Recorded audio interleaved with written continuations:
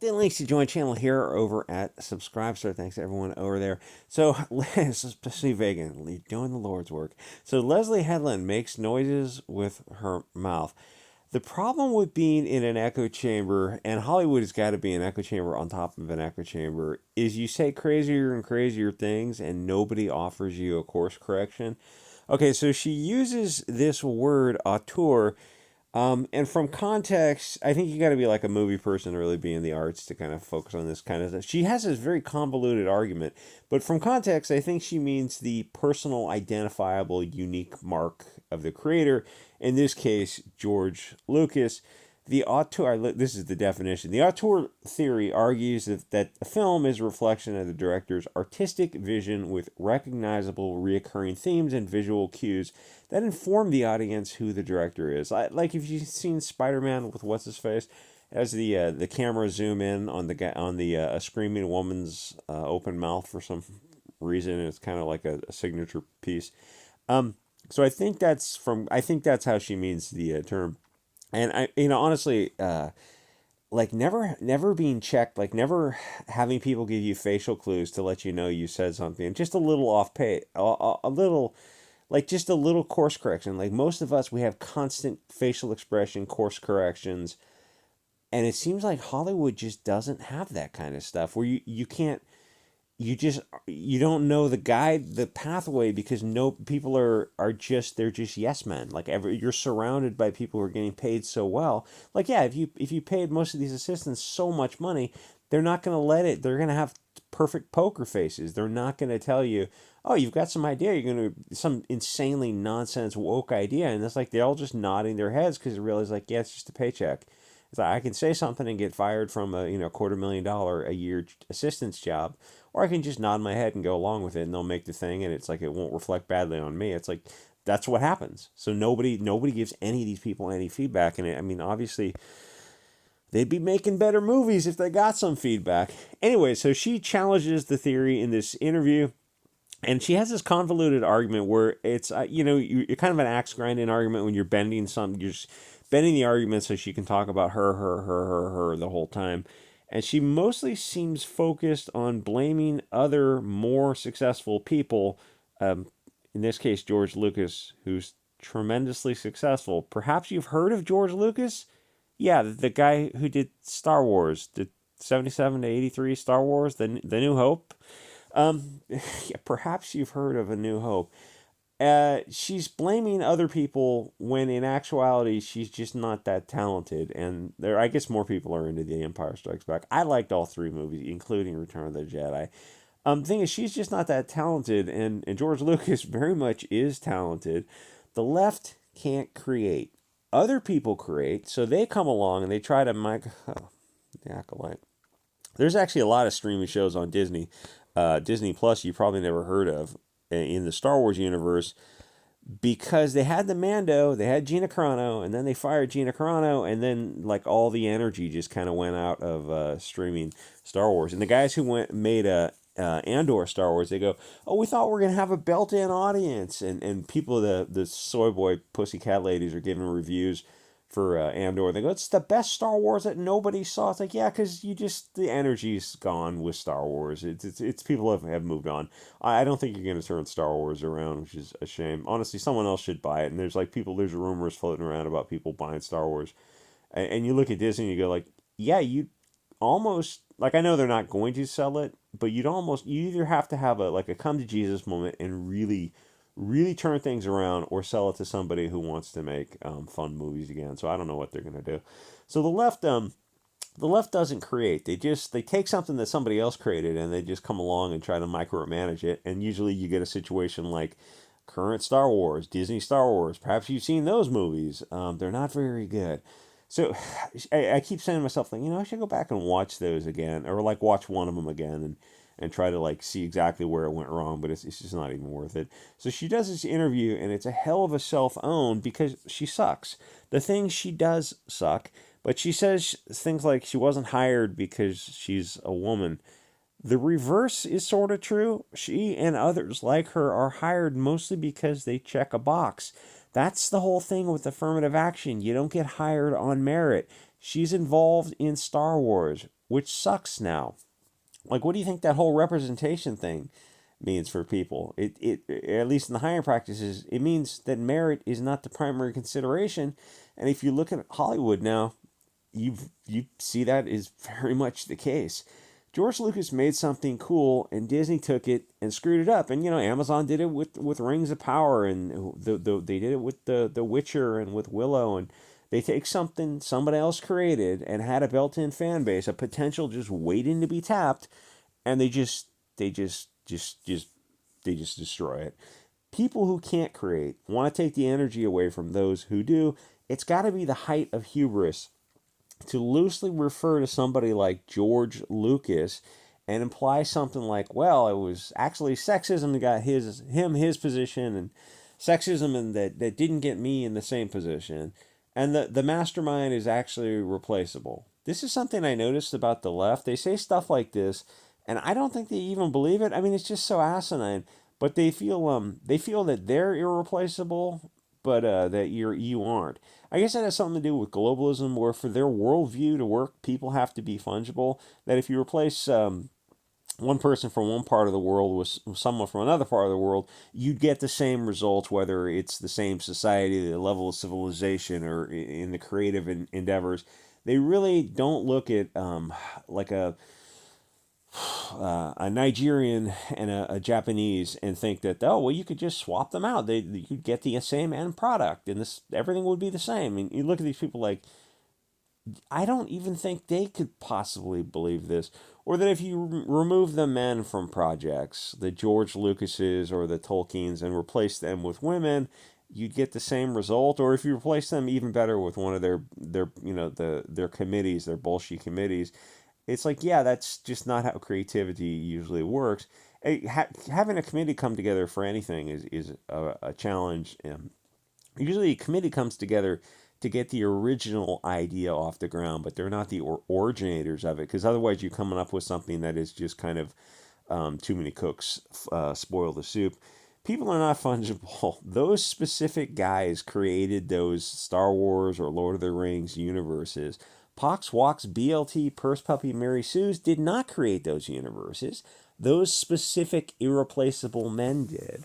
SJWs of the world see a J.K. Rowling, they think anyone could create Harry Potter, which begs a simple question. It's like, well, why didn't you create Harry Potter if it's so easy to do? It's why didn't you do it? Then they come up with excuses, and the thing is, some people make excuses, and some people just start writing the stories they want to write. They just start their gardens. They don't make excuses. They plant the tomatoes, and then they see what happens, or the creative, figurative tomato. You get the idea.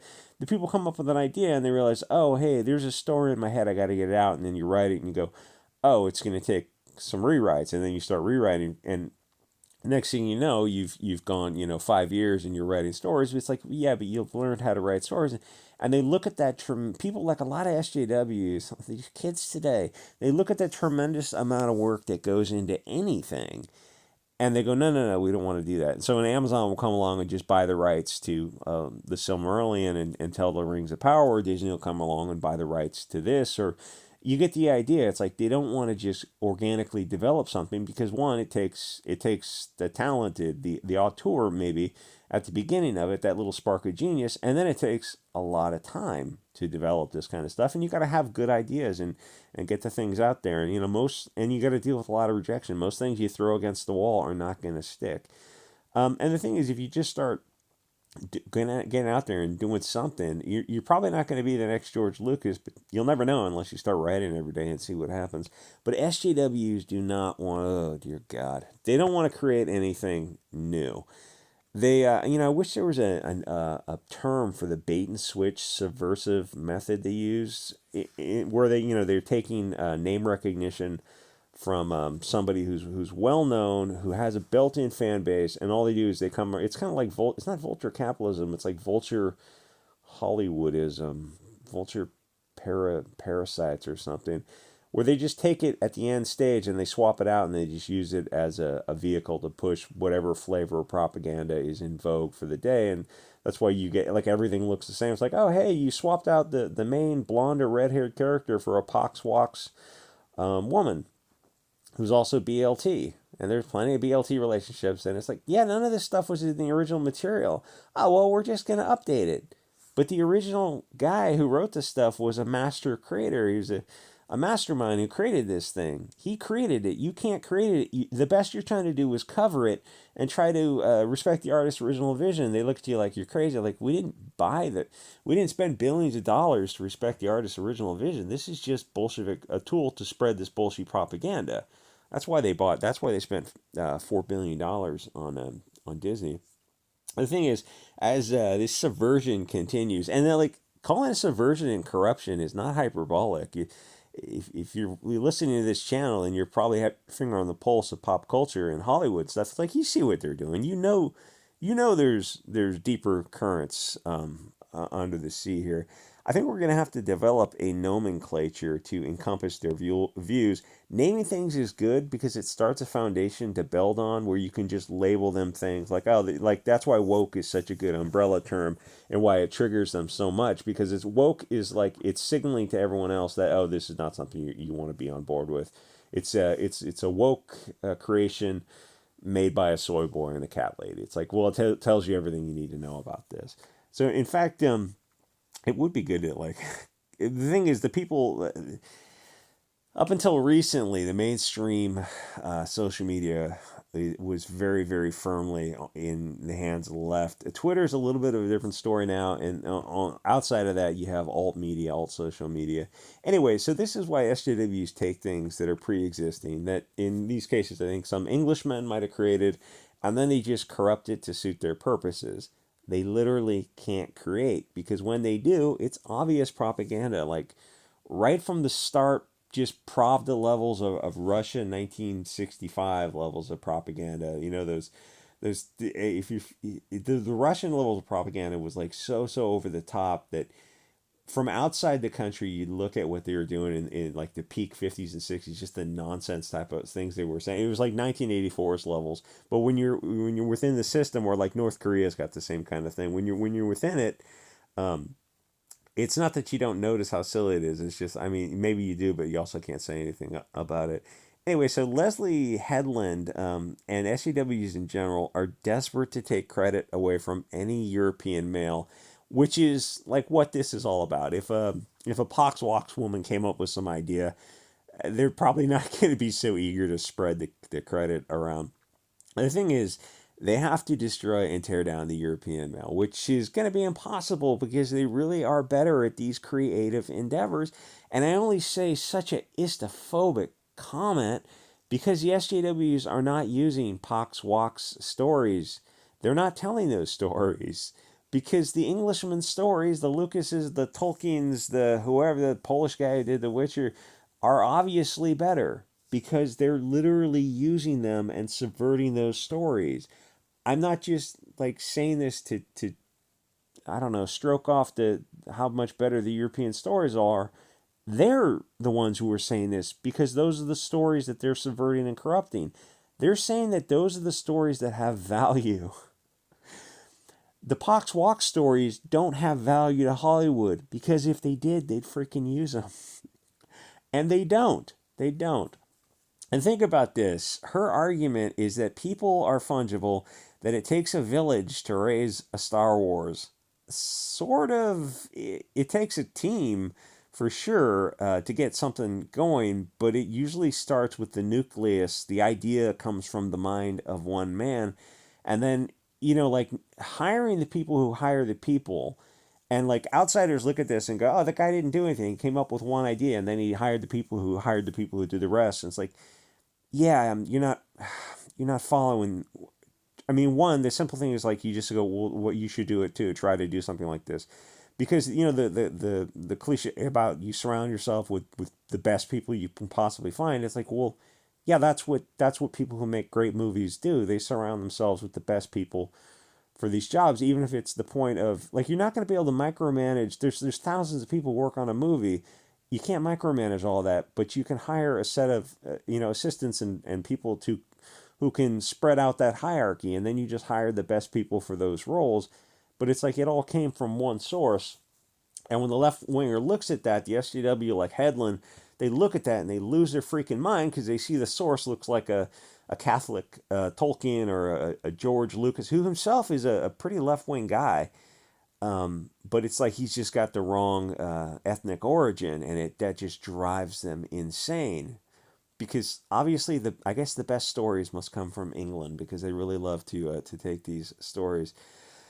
So a committee doesn't create most of these things. It's usually, I mean, committees can come up with like advertising slogans and jingles. Even then, it can be like two people, but like the things that committees come up with are not nothing that like you write home about. It's just like the basic bare bones type of milk toast thing. It's usually the mind of one man who spent a lot of time failing and getting rejected and not giving up. Like the people who either they really believe in themselves, like for years to have trial and error and brutal hard work and failure, or they believe in the idea and they're just like they know they have good ideas and they're trying to figure out a way to practice expressing it and to get it to resonate with other people. And you have, don't get me wrong, some people just write stuff out the gate and it comes out and it connects with people. But, most of these people who are trying to sell stories that are world famous, it's like they had years and years of dedication to the art and craft of whatever they're doing, writing stories. And the SJWs look at that and they go, "Yeah, we're not going to do that. We just want to just throw something together and stick it against the wall." And then if you have the corporate equivalent of SJWs, where like an Amazon, it's a shipping company, and they have so much excess cash, all they have to do is just buy the rights to it. It's like, yeah, but you're not the people to develop it. And then when they do develop it, it turns out it's like, oh, you end up with Rings of Power. It's like, yeah, if you told me Amazon would make something like Rings of Power, that would have been a pretty safe guess. And with Disney, like people 2015 Disney Star Wars, that surprised a lot of people with how bad it was, because people up until then had looked at Disney and had way more faith in Disney. And then 2015 was like, oh, Disney's going in a different direction. This woke stuff is what they want to do with like from here on out. And that was a few years ago. It's like they've just been getting worse and worse every year. It's like, yeah, they're pretty much committed to this bit. They're not changing. They're not gonna course correction. They're not gonna voluntarily change direction. If I don't know, the shareholders, whoever's got like plurality or some kind of controlling block of the shareholders, if they manage to get control, it's like they might go in a slightly different direction. But Disney is committed to this direction, even if it bankrupts them. Like, this is a religion to people. This globalism, this wokeism, this Marxism, it's a religion. It's a religion. This isn't a business model. These aren't the accepted, generalized, recognized principles of accepted business management or whatever you call it. These are they don't care about their fiduciary duty. They're not just, this isn't just a piece of paper of, articles of incorporation for them. This is a religion. In a religion, they'll burn a business down to carry a message. And if you look at what Disney is doing, a lot of other Hollywood is doing, finally you'll get it through your head. You're like, oh, this is a cult. Just because it's $1 billion company doesn't mean it's not a cult. Disney is a cult. Amazon, probably a little bit less so, but Netflix and all the other companies, like, you look at the people who are pulling the strings, and you realize, like, these are true believers. These are who's the guy with the Kool-Aid in South America, which oddly enough was a diverse group of people. So that's kind of interesting. Who was that guy down there? Jim Jones, I think it's South America, Argentina, or something like that. Anyway, these people are really the Leslie Headlands of the world. They're really, really, really a challenge to take. And it's like it's not just me saying this kind of stuff. If you look at the stuff they come up with, like the Mandalorian, that was the one thing that had energy behind it. And then what is this called? The Acolyte. I guess it hasn't come out yet. But then Andor, Star Wars, and then Boba Fett came out, and then there was another one. There was another Star Wars. Nobody's watching any of that stuff, the Disney streaming stuff. And then you hear these people do these interviews, and they're just so blowing smoke up their own ass. They're so high on their own supply. And you look at them, and then you look at the streaming shows, or my gosh, the She-Hulk, or whatever else they're coming out with, and you look at them like, you're insane. Why doesn't anyone take you aside, preferably someone above you, and say, yeah, it's time for Disney to start making money. And by doing that, we're going to have to sell things that people are willing to pay for. But until that day happens, and like I wouldn't hold your breath for that. At this point, like there's no reason to follow Disney at all unless it's just to do like this, is just to laugh at it because to see how bad it is. But they're not turning these ships around. They're firmly committed to this bit. You're never going to get a movie like this. This is the image of 77 Star Wars, the end of Star Wars. A movie like that, I don't think you're going to ever get a movie like that in Hollywood again, unless there's like a split in Hollywood where somebody sets up a second Hollywood out in Nevada somewhere and figures out a distribution system. Movies like that they're gone forever. That's a period of time. Let me say it's gone forever in America. Maybe in another country where the wokeism hasn't quite hit so hard. But I mean, the thing is with America, it's like it's English language, and that's pretty popular. Anyway, like, comment, subscribe. See you guys all next episode.